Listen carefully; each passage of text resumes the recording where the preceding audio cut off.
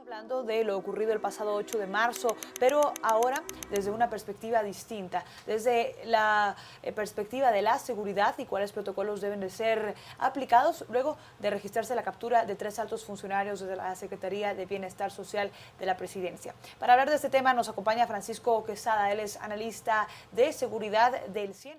Yo creo que en este momento, por un hecho tan trágico como el que sucede, pedir serenidad es difícil, pero eso es lo que hay que tener. Aquí tenemos la mezcla o el conjunto de dos temas, un hecho concreto que termina con esa tragedia y un problema institucional. Aquí el orden es investigar qué sucedió en el hecho concreto y paralelamente ir viendo cuál es el problema institucional, que es un problema que se refleja en casi todas las estructuras del Estado, porque la tragedia que ahí sucedió puede estar sucediendo en este momento en cualquier institución pública. El hecho concreto, o sea, determinar cuál fue el origen del fuego, qué fue lo que le cobró la vida de las que estaban ahí hospedadas, creo que ahorita dimos un salto prácticamente muy peligroso, porque sin la población haberse enterado cuál es el resultado de lo que ahí sucedió, se emiten órdenes de aprehensión. O sea que estas personas, sin conocer nosotros la historia y dónde estaban ligadas a los hechos, se les aprende. Si vea el problema que han metido a ese. Hice esta introducción porque un híbrido legal, algo que no tiene una naturaleza definido, con el tiempo le han dado muchísimas atribuciones. Claro. Hemos encontrado 7 leyes que le dan funciones a esta secretaría. Por ejemplo, tiene una alta función en las adopciones. Ella, con otras 2 instituciones, es el Consejo Nacional de Adopciones y que tiene que velar por el abrigo temporal de las personas adoptables. Esa es una función. Pero también tenemos en la Ley de Protección Integral de la Niñez y la Adolescencia, donde tiene que velar por la reinserción y la resocialización y administrar los centros especiales. Ahí tenemos otra función. Seguimos caminando en la ley, el Código de Migración ya le establece una función que tiene que velar por los migrantes que están en esa línea, como que concurren, que puedan tener conflicto o pueden haber sido abandonados producto de la migración. Ahí hay otra tercera función. Cuarta función, la Ley de Protección de las Personas de la Tercera Edad le daba la responsabilidad de los ancianos, y que después fue reformado, ya no la tiene, pero seguía otra función más. O sea que cuando no tienen dónde encajar una figura de protección, recurren a ella. Y termino con un par de ejemplos más. La ley de atención a las personas con discapacidad también figuran ellos en la junta directiva, y en la ley de control de telecomunicaciones móviles en los centros privados de libertad le da la responsabilidad que tiene que facilitar los medios para que se retiren las señales de celular de los centros, que es una ley que ya fue declarada inconstitucional.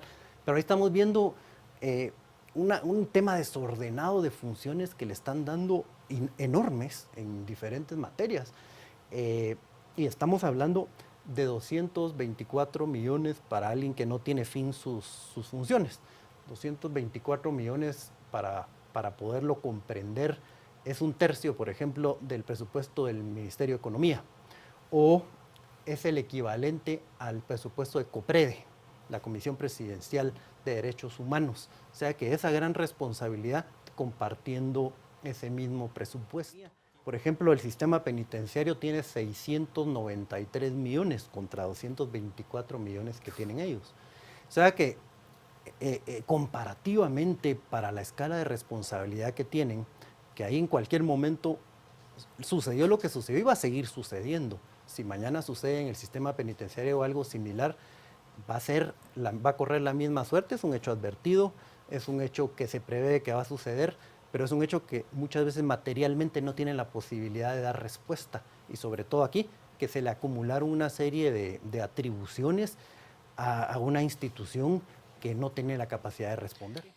Hay que dejar de pensar que el Estado puede suplir la paternidad y la maternidad responsable, porque ahí habían muchos niños que los papás no quisieron que estuvieran más en el hogar y le delegaron al Estado. El Estado no puede suplirlo. El Estado no tiene la capacidad de ser un hogar sustituto. La única figura que existe precisamente, como lo acaba de mencionar, es la adopción. Y con la ley de adopciones lo que se hizo es prácticamente terminar con las adopciones. La única posibilidad de que un niño tenga la posibilidad de vivir en condiciones similares o mejores a las de su hogar no es en un lugar de estos. Y eso es a nivel internacional. Nunca un orfanato va a sustituirlo. Los orfanatos solo son transitorios para ese tema. Pero aquí la adoptibilidad del niño realmente, por la burocracia que hay y por los requisitos que se hicieron prácticamente para que no se pudieran dar en adopción, ha hecho que ellos permanezcan ahí y después se van mezclando con otra población que al final de cuentas es por la edad que tienen, en la adolescencia que están llegando, son muy agresivos.